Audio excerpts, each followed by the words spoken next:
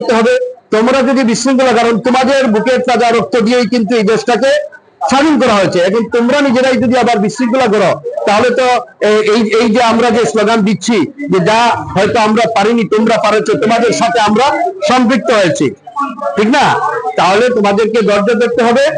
এখন আমার কথা হচ্ছে যে এখান থেকেই উঠে, আর কমিশনার সাহেবের তো নাম্বার আছে আপনার কাছে, হ্যাঁ, এখান থেকে আলাপ করবো। আমি আলাপ করে উনি যদি বলেন যে আপনি চলে আসেন, তাহলে আমরা হয়তো এখান থেকে 3 জনের অতিরিক্ত যাবো না, কাউন্সিলর যাবে আর অভিভাবকদের পক্ষ থেকে একজন যাবে, আর ওনারা তো আসেন, ওনারা প্রয়োজনে যাবেন। ঠিক আছে, একমত তো?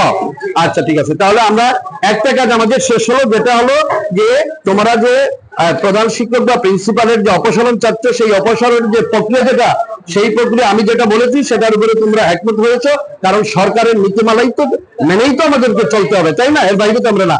তাহলে এটা শেষ হলো। এখন আজকের যে ইনসিডেন্ট তোমাদের ঘটেছে,